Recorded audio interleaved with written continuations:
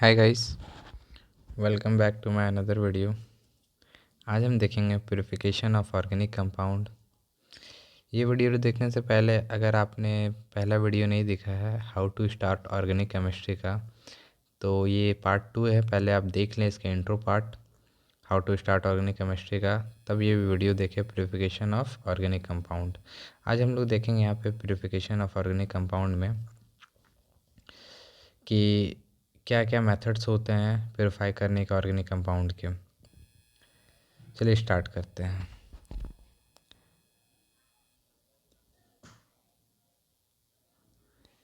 Organic compound is derived from natural resource, natural source are seldom pure। ठीक है, organic compound कहाँ से आया है?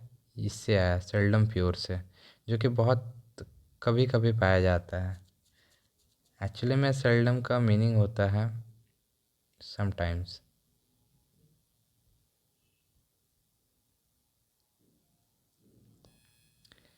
In order to study its property and determine its structure, a given substance must be in pure state।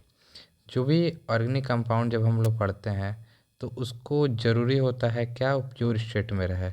इसलिए हमें purification का ज़रूरत पड़ता है ऑर्गेनिक कंपाउंड का। ठीक है, the matter of purification is depend upon nature of organic compound and impurity present in it. उसमें जो भी हम लोग मेथड यूज़ करेंगे प्यूरिफिकेशन का, उसका नेचर ऑर्गेनिक कंपाउंड, उसमें क्या इम्प्योरिटीज़ प्रेजेंट है उसे हम लोग मापेंगे। The process commonly use for separation and purification of organic compound are. क्या क्या प्रोसेस हो सकता है कि एक ऑर्गेनिक कंपाउंड को हम लोग प्योरीफाई करने का, तो वो हम लोग देखते हैं। सबसे पहला प्रोसेस होता है crystallisation, sublimation, distillation, fraction distillation, distillation reduce under pressure, steam distillation, extension with solvent and chromatography. ये 8 प्रोसेस है जो कॉमनली यूज किया जाता है प्यूरिफिकेशन ऑफ ऑर्गेनिक कंपाउंड में। ये 8 अगर आप जान जाओगे तो बहुत सहायता होगी आपको ऑर्गेनिक केमिस्ट्री पढ़ने में। ठीक है,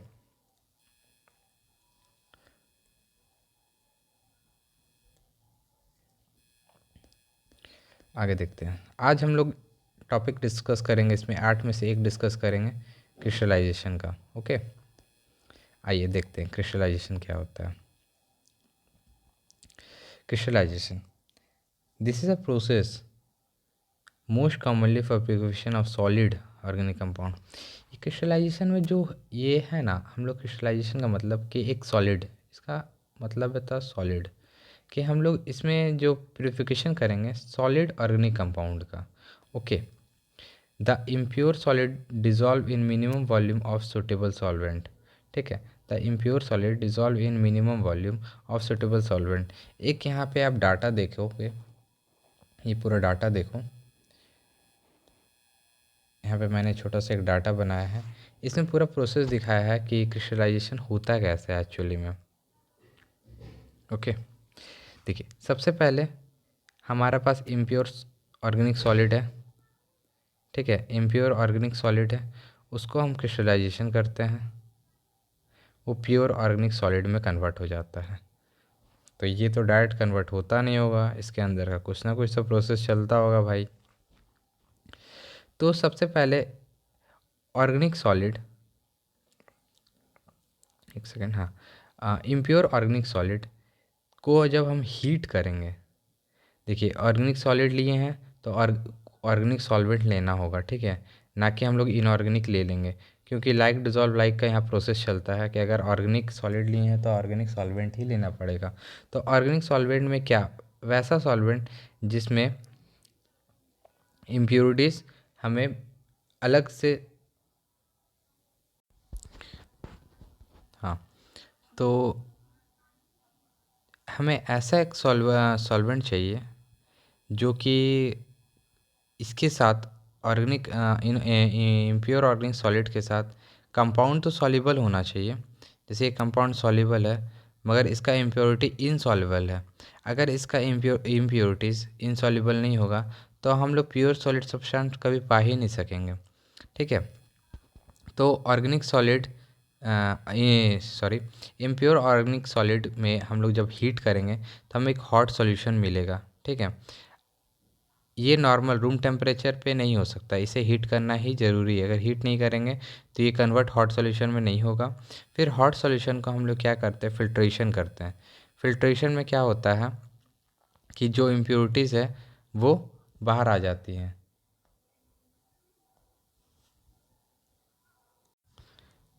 उसके बाद फिल्ट्रेशन के बाद ये हॉट हॉट सॉल्यूशन है, ये हॉट सैचुरेटेड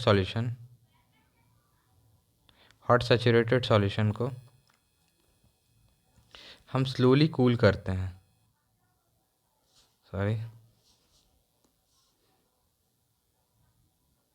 स्लोली कूल करते हैं। जब इसे स्लोली कूल करेंगे तो प्योर क्रिस्टल अपेयर होगा, बड़ा बड़ा क्रिस्टल अपेयर होगा। अगर इसे हम रैपिड करते हैं, रैपिड कूलिंग करते हैं, तो ये जो क्रिस्टल बनेगा वो छोटा छोटा बनेगा। तो हम लोग रैपिड का यूज़ नहीं करते हैं, स्लोली इसे कूल करते हैं। फिर जब प्योर क्रिस्टल अपेयर होने लगता है उसे फिर हम लोग ड्राई करते हैं। जैसे ड्राई करेंगे हमारे पास प्योर ऑर्गेनिक सॉलिड आ जाएगा पास में। तो इम्प्योर से लेके प्योर का सफ़र इतना दूर में हम लोग इतना ये कहानी के बाद आता है। ठीक है, ये हमारा सॉल्वेंट है जो कि इम्प्योरिटीज़ में डिज़ोल्व नहीं होगी। ये कुछ सॉल्यूशंस यहीं यहाँ पे ऑर्गेनिक सॉल्वेंट में हम लोग यूज़ करेंगे। ठीक है, नोट क्या नोट होना चाहिए, इम्प्योरिटी इनसॉल्युबल होनी चाहिए, जिसकी सॉल्युबिलिटी कम होगी उसकी क्रिस्टल पहले अपीयर होगी। ये बहुत ज़रूरी पॉइंट है। ठीक है, ऑर्गेनिक सब्सटेंस ऑर्गेनिक सॉल्वेंट में डिज़ोल्व होंगे, बिकॉज लाइक डिज़ोल्व लाइक, ये आपको याद रखना है। ओके, अब आते हैं, ये सारा कहानी आप लोग को अभी तक समझ आ गया होगा। सबसे पहले इम्प्योर ऑर्गेनिक सॉलिड लेते हैं, फिर उसके बाद ऑर्गेनिक सॉल्वेंट लेते हैं, उसे हीट करते हैं, हॉट सॉल्यूशन मिलता है, फिर फिल्ट्रेशन मेथड से जाते हैं, फिर हॉट सैचुरेटेड सॉल्यूशन मिलता है, फिर उसे स्लो कूलिंग करते हैं, फिर प्योर क्रिस्टल अपेयर होता है, फिर प्योर क्रिस्टल को हम लोग ड्राई करते हैं, फिर प्योर ऑर्गेनिक सॉलिड हमें मिल जाता है। ये हमारा क्रिस्टलाइजेशन प्रोसेस होता है। ओके, अब इस पे हम एक लैंग्वेज में से लिखे हैं पूरा पूरा मेथड को, आप इसे थोड़ा देख लो। The soluble impurity pass into solution while the insoluble ones are left behind। मैंने पहले बताया, ठीक है, कि इम्प्योरिटीज़ को जब हम पास करेंगे तो इनसॉल्युबल जो रहेगा वो पहले बच जाएगा। फिर hot solution then filtered and allowed to cool undistributed till crystallisation is complete. यहाँ पे मैंने बताया हॉट सॉल्यूशन में जब तक क्रिस्टल हमें अपेयर ना हो तब तक हॉट करते रहेंगे। The crystallisation are then separated from the mother liquid by filtration right. फिर फिल्ट्रेशन मेथड करके जब तक अपेयर ना हो तब तक, जब तक सेपरेट ना हो तब तक करते रहेंगे उसे। फिर the process of crystallisation depend on the flowing factor. तो इसका जो प्रोसेस है कुछ फैक्टर पर डिपेंड करता है। वो कौन कौन सी फैक्टर है, सबसे पहले कौन सा सॉल्वेंट लें, ठीक है, फिर दूसरा preparation of solution, filtration of hot solution, crystallisation and separation and drying crystal. Okay, सबसे पहला पार्ट आते हैं हम लोग, क्या है, चॉइस ऑफ सॉल्वेंट, कि कैसे चूज़ करें कौन सा सॉल्वेंट सही है कौन सा सॉल्वेंट गलत है। For a judicious choice of solvent about 50 mg sorry, and the solid is taken in test tube and second few drop of solvent. ठीक है, थोड़ा कुछ ड्रॉप ऑफ सॉल्वेंट को हम लोग सेकेंड करेंगे, मतलब हिलाएंगे। The solvent is unsuitable if solid goes into room temperature. ठीक है, अगर रूम टेम्परेचर में सॉल्वेंट गया तो वो सुटेबल नहीं होगा। तो क्या करना होगा, if solid dissolve upon heating and throw the maximum crystal on cooling then solvent is suitable. तो उसे हम लोग हीट करना पड़ेगा। मैंने पहले बताया था ना कि रूम टेम्परेचर पे नहीं काम बनेगा, उसे हीट करना ज़रूरी है। फिर द प्रोसेस रिपीट करेंगे, किसके साथ, वाटर के साथ, ईथर के साथ, फिर बेंजीन के साथ, इथाइल अल्कोहल, एसीटोन एक्सेट्रा, बहुत सारे यही प्रोसेस है, रिपीट करते जाएंगे तो हमें क्या मिलेगा, चॉइस ऑफ सॉल्वेंट पता चल जाएगा। फिर दूसरा दूसरा क्या आता है, प्रिपरेशन ऑफ सॉल्यूशन, कैसे प्रिपेयर करें सॉल्यूशन को। तो सुटेबल क्वांटिटी, मैंने जो समझाना था मैं शुरू में एक वो जो डाटा था क्रिस्टलाइजेशन और उसमें समझा दिया। ये नोट्स टाइप का, आप इसे देख लेना एक बार, इसलिए थोड़ा मैं स्पीड में से यहाँ पार हो रहा हूँ।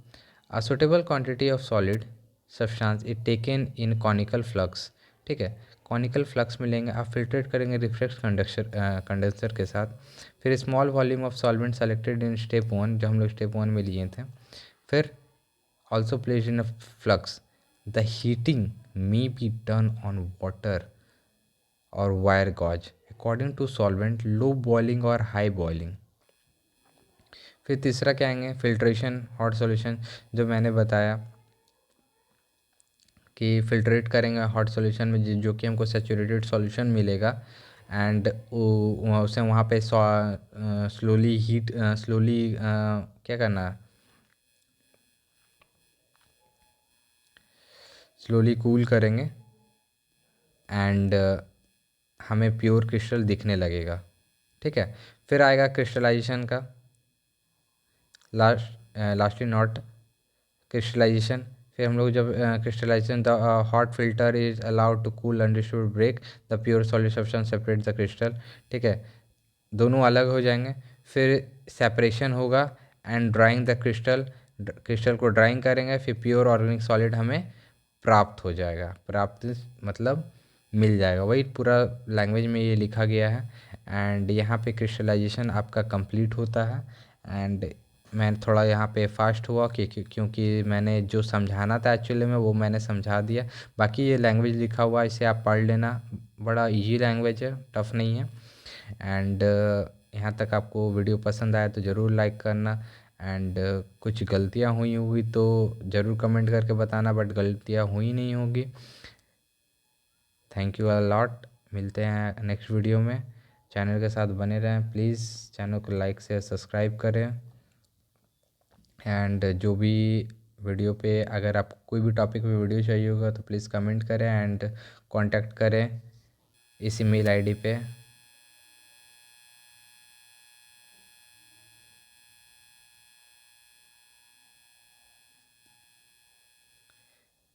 Thank you very much.